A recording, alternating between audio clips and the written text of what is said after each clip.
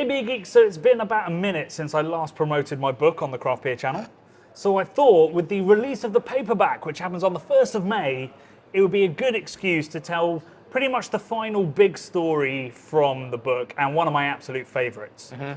A more professional person would have actually brought the paperback. I forgot, but I did remember the beer, which I've been hunting down, particularly this one, for a long time. But this is essentially the story of how a duke in the 1500s enabled the Nazis in the 20th century.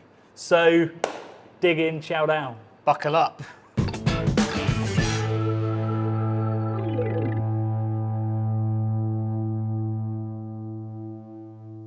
So we've got about 600 years of history to dig into. So what I suggest is we start by pouring some beer. Let's have a beer. Yeah, let's have a beer. That sounds like quite a lot to get through. So this is Hofbrau Helles, or original as they call it. So an absolute classic German Helles. It's got a PGI protection due to the water, the hops, the process, all of this stuff. And is, from our blind taste test, middle of the pack. A really, really good beer. It would be the best lager brewed in a town anywhere else in the world. Just because it's in Munich, yeah. But it's middle of the pack. But the history of this beer is incomparable with Spaten has a very good claim to be more important to the world, but this one is right massively important. Let's get the aroma and the flavour, and then I'll tell you how Hofbräu came about. Crystal clear, like beautiful colour. You'd expect nothing less. I mean, probably it has to be filtered, I believe, to be a Munich Helles. Yeah. So it's going to be crisp and clean, honeyed, lemony, Great condition. soft. Smells amazing. Yep. Lemony soft, like you said. Have you had a sip? Oh yeah. Oh yeah. Sorry, I didn't wait. Just beautifully crisp and clean. Beautiful beer. 15-16, Bradley. 15, 16. Yeah, you were there. Not really. Oh, okay. Maybe in the afternoon. What do you know about it? Reinheitsgebot. The Reinheitsgebot, the German purity law when it came to brewing. Yes. So I've touched it, Johnny. You've touched it. You've touched a copy printed in 1520, which is still an original copy. That's how long it took to print a book of this size. I'm counting it. Yeah. So the Reinheitsgebot is actually a really short law that was written in a whole book of laws. Yeah. That was written when northern and southern Bavaria united under the Wittelsbachs. Yes. Which is a royal family, the longest reigning royal family in history, 900 years. Essentially lost the throne just after the First World War. But this was essentially a book telling all the people of Bavaria how much tax they were going to be paying the Wittelsbachs from now on. And the Reinheitsgebot is seen as like the first kind of, I guess, definition of lager, almost to some extent. But more importantly, it was a food safety law. So it was introduced because lots of the beers being made in Bavaria and in Czechia, Bohemia at the time, were wheat beers. And this created an issue because what's the other famous thing made with wheat? Bread. So basically, if there was a bad harvest, the price of wheat would spike. Yes. That would make beer, which was a food back then. It was nutrition, it was safe water, liquid food, and it was calories. Would make the price of beer and bread spike. So what they wanted to do is they basically said, barley is for beer, wheat is for bread. That will give us an extra layer of protection. They also limited how much beer could cost. Obviously said how much tax was going to be paid, but most famously, they also said what the only things that could go into beer. Yeah. So they said barley only, water only, hops only. Yeah. And the hops element was essentially trying to stop less reputable breweries throwing all kinds of essentially hallucinogenic drugs in. So because they were brewing potentially lower ABV beers because they weren't very high quality, they'd throw in lots of other stuff that would create the idea of drunkenness. And this was a half a millennia ago. Yeah. So people were just out in the countryside doing things. Yes. And just then grabbing mad stuff. shit and selling it. Yeah, right. Okay. And so lots of these things were pretty dangerous. You know, wild rosemary, I think could cause menstruation, which is incredibly dangerous for pregnant women. Yeah. Things like henbane would essentially create an instant hangover, like stuff you didn't really want in your beer. Yeah. So they made this law that not only are we protecting the price of wheat, we're just protecting consumers. Protecting the people. Yeah. Right. Exactly. And as Prince Leopold, who we met at the castle, said the best way to have a 900-year monarchy is to keep the people happy and safe. Exactly. Don't be a dick. Yeah. So the kind of unintended effect of the Reinheitsgebot was actually to the detriment of the Wittelsbachs. Right. So they protected their people, made them happy, but Weissbier was so popular, it was actually probably the most popular style of beer back then, and it created a real issue because obviously all the breweries were making wheat beer. It wouldn't have tasted like what we're going to taste in a bit, but it would have been made with wheat. And so one fairly rich family bought the rights to continue making wheat beer, and these were called the Denbergs. Franchise. And so basically what they bought was a monopoly on making wheat beer in this part of the world, which was very powerful because it was the most popular style. So they started making incredible amounts of money. Meanwhile, the Wittelsbachs were slowly going bankrupt. Because they were living like kings, even though they were dukes, because they were under the Holy Roman Empire. So the Denbergs, I think, became a bit too powerful and a bit too rich. They started buying up property in Munich itself, which was the Wittelsbachs area. They started building breweries all over Bavaria. And I reckon the Wittelsbachs got a bit jealous. So one thing they did is they founded their own brewery, the Wittelsbachs, in a bid to actually save money because they were spending so much on beer box from northern Germany. Importing beers. Exactly. Right. So they founded their own brewery, and that brewery is Hofbrau House. And we got there. So we got there. Oh, we are not done, my friend. So they founded their own brewery, but they were making essentially dark barley beer. They weren't really making Weiss beers because they'd sold the rights to the Denbergs. The Denbergs were still making incredible amounts of money. Now, the Duke at the time, he'd made such a hash of the finances, maybe by building a brewery while hugely in debt, that he resigned and he actually went to become a monk. Resigned as a duke. As a duke. Never heard of such a thing. Went to live his life as a monk. Wow, there you go. Must have been bad. It must have been pretty bad, the finances. And his son, Maximilian, took over. Good name. Now, Maximilian, very intelligent, young guy, early 20s, I think, when he took the throne. Yeah. I don't know the libel laws around besmirching the dead. Okay. But I think... But let's do it anyway. But let's do it anyway. I think probably what happened was he realised that the best way to fill the coffers of the Wittelsbachs was to start brewing Weiss beer. But obviously he'd sold the rights. Naughty. So what he did was he got the head brewer of the Denbergs to come and just brew a trial batch, guys, of Weiss beer at the Hofbrau House brewery, right? I guess it was a success. A couple of months later, Duke Denberg, middle-aged, without an heir, Not happy. just dies suddenly. Oh, okay. Just out of the blue. Yeah. Right. That was Real shame. Maximilian, gutted. gutted. Immediately employs the head brewer from the Denberg brewery. It's like, sorry about your loss. Yeah. Come and work for me. Yeah, exactly. Right, okay. So Maximilian, definitely not a murderer, Wittelsbachs, starts brewing, all the rights revert to him, and he starts brewing. He gets the Weiss beer. rights back as well. Yeah. Whoa, hang on yeah. a minute. This doesn't sound good. So yeah, I Okay. mean, Columbo of the 1500s is Just like. one more question. Yeah, just one more thing. So it all comes back to the Wittelsbachs, and they start building breweries all over the country. They start filling their coffers, and most importantly, Maximilian, genius, makes it illegal if you were selling beer not to sell the royal wheat beer. Oh dear. So he gets pretty rich pretty quickly. So he stopped like all of the farmhouse brewers from brewing, basically. Well, they'd already stopped. Right, Only the Denbergs were brewing Weiss They were beer. only brewing the Weiss beer, yeah. He takes all of that and then says to everybody, if you're going to pour beer, you've also got to pour my beer. Which Okay. is I guess this is a descendant of that beer. Yeah, okay, cheeky. So he is essentially within a decade or so Scrooge McDucking into money in his various castles. He's like DuckTales, like swimming through gold vaults of money. exactly that. Wow. So he's okay. absolutely nailed it. Maximilian. All it took was a quick murder, What maybe. a great name. Yeah. Wow. To the max. And Hofbrau becomes essentially like a national emblem of Bavaria. It is hugely well respected. Everybody drinks it. Everybody loves it. Yeah. And it makes huge amounts of money for the Wittelsbachs, which is a major reason why it lasted for so long as a monarchy. Or a dukedom, I should say, at that So point. it's basically like a kingdom built on beer. That's wild to think about. That, Absolutely. Beer is so, fundamental to life back then that you could build a rich kingdom from the profits from it. Absolutely. Bonkers. Yeah. And it goes beyond that. So when the 30 Years' War broke up, which was sort of the original sort of Protestant versus Catholics conflict, Yes. obviously Bavaria, part of the Holy Roman Empire, was on the side of the Catholics. And because he was so rich, he actually funded a lot of the armies that were being sent around various parts of Europe by the Holy Roman Empire.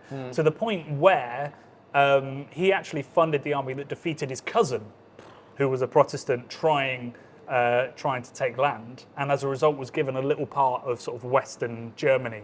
Right. So the money that he earned from beer bought himself a bit of extra country, bought himself more prestige within the Holy Roman Empire. And then even more than that, when the Swedes came down, so the Swedes were a super powerful army back then, Protestant country. Yeah. The King of Sweden, who has the nickname, terrifyingly, of the father of modern warfare, had essentially raped and pillaged his way through Northern Europe. I don't know why I'm laughing. It's horrible. And he fully intended to lay waste to Munich as a result of the way that it had been funding the Holy Roman Empire. But he got to Munich and he called it, I think the exact phrase is like, he called it a golden saddle on a scrawny horse. Okay, he couldn't defeat Munich. Well, no, he didn't want to. It was so beautiful. Oh, wow. And so he got there and he basically said to Maximilian, who by this point had fled to, I think, Salzburg for his own life. He'd legged it. He said, I'll spare Munich if you give me all the beer in the cellars of Munich. And I think it was about 175,000 thaler, like golden coins. So beer quite literally saved Munich because Maximilian agreed. What an amazing deal to have made, right? The guy, Maximilian's legged it, and you're a conqueror, and you've got to the place you're going to conquer, you could wipe it out. And you've gone, your beer's exceptionally good. Pretty good, yeah. How about you give me all the beer you've got in storage and some money, and I won't destroy you? Yeah. Wow. I mean, like, it does sound like obviously beer was hugely influential and important then, but also it's worth remembering, long way from Sweden, anybody who studied like the history of war knows that your supply lines are important. Maybe they're running low on supplies, they needed to restock. Yeah. But even so, it's a great story and another example. Maybe well, because beer was vital food. Exactly, And morale. Beer also saved Munich again when, I forget when it was, end of the 16th century. Maybe Maximilian wasn't quite around by this point, but a fire started, I believe, in the opera house. Right. And it was the middle of winter, so all of the water that would have been used to put out the fire was frozen. So what did they use? Beer. Beer from Hofbrau house. They Damn. were pouring beer onto the fire at the Royal Opera House, presumably on a one for me, one for the fire kind of basis. I'll help him, I swear. And stop the fire spreading, because Munich burnt down a couple of times. Yeah. They didn't want to have that happen again. That particular fire was saved by beer. So beer was a hugely important part of Bavarian identity, but also Bavarian stability to some extent. So beer literally saved Bavaria. Crazy. So let's have another beer. Let's have a Weiss beer, shall we? Why not? It seems like it'd be rude not to. Exactly. Hey Beer Geeks, sorry to interrupt the video, but we've just had a very long and mostly enlightening filming session. And these kind of things are only possible because of our amazing Patreons. And we would love you to join and to support the channel. Yeah, so as you can see, we've got a table full of beer here. We both had to get here today. And to keep the lights on at Craft Beer Towers, we really need you to subscribe, help us stay independent, making quality craft beer channel content all day, every day. All day, every day, yeah. So you can join from as little as $2 a month. Those $2 will get you access to our Discord forum full of amazing homebrewers, beer geeks, all chatting away every day. You can put in a little bit more and you'll get a Christmas card from us every year, or you'll get a gift from us at $10 a month for every Christmas. And then if you're a business, you can join for $50 and get your logo at the start of every video. So there's options for everybody, however much you can give, and all of that keeps us independent and making amazing documentaries and explainers for you. Back to the video. So something that's important to point out is the Weiss beer that we're about to drink here, which comes from the brewery of Prince Leopold, who we met and talked about all of this with. It wouldn't have looked or tasted anything like this, the ones being made by Hofbrau House back in the 1500s, 1600s, 1700s, and even to some extent the 1800s. You know, it would have been a wheat beer, but it probably would have been dark, maybe a bit smoky. Yeah. None of that lovely dialed in, I presume, banana, clove, pear, all that stuff, which is in this absolutely delicious beer from what is now the Wittelsbach's brewery. They brew in 3 places, one of which is the castle we went to. So they brew in a castle. I mean, It's pretty epic. come on, it's pretty cool. It's very Castle Kaltenberg, Cold Mountain. So yeah, Hofbrau House became like an internationally renowned place. But actually you couldn't really drink there until the 19th century. Right. So they didn't have a tap room. They had a special room where like guests could go and drink the beer, but it wasn't open to everybody else. Got you. This is until King Ludwig II comes along, early 19th century. King Ludwig, famous because he is the origin of Oktoberfest. His wedding to Princess Teresa in 1810 sparked the party just outside the walls, which was actually a horse race and beer festival, I guess, to start with, and has become Oktoberfest. He opened it up to the public. So everybody was drinking Hofbrau beer and loving it, but they couldn't drink at the brewery. So when King Ludwig funded the opening of it as a tap room and as the beer hall that it is today, that was a huge deal. And in fact, he was there, King Ludwig II, on the night that it opened, which, according to like sources there at the time, who were probably drunk and nationalistic, sort of, they said that when he said cheers, there was like a cheer of like long live the king that made the barrels move in the cellar kind of vibes. Wow. But a big nationalistic moment, I think. A bit like, like VE Day or something today. It's like the whole of Bavaria united to celebrate this moment. Got you. And this is kind of a demonstration of how important Hofbrau was as a place. But unfortunately, somewhere that's so tied to national identity can tip over into a darker role in nationalism and in history. And that's what we're going to explore while we drink this Weiss beer, because Hofbrau House, although it's not, in the history that they'll tell you when you walk into that beer hall today, was actually the founding place of the Nazis. Now, post First World War, Munich was a very febrile, very dangerous place. It had communist revolutions, it had violent put-downs of that communist revolution, and it had a lot of unrest, starvation, riots going on. And this is essentially the environment that Hitler found himself in after the First World War. He started off pretty much as a homeless man, selling pretty bang average architectural paintings of Viennese and Munich landmarks. And he was actually selling, there's a great story in the history books and in my book of him selling paintings in the Hofbrau house. And after selling a copy, he went and bought sausage and bread and no beer. So Hitler was teetotal. He had a bad experience as a teen, and unlike most of us, decided to stop drinking at that point. And so he was living in this very dangerous location of Munich. He was part of this bizarre conspiracy that, it was the Jewish and the Marxists that sort of sold out Germany when they were winning the war, is sort of the narrative, which is preposterous. And he used the fact that there were lots of angry, starving young men who had, lost friends in the First World War to whip up anti-Semitic, anti-communist kind of, and anti-Western, I guess, sort of sentiment, and particularly around the Treaty of Versailles. And the places that he was doing most of this, the radicalization of the youth of Munich, was in the beer halls. That's where they all gathered. That was the social space that they all went.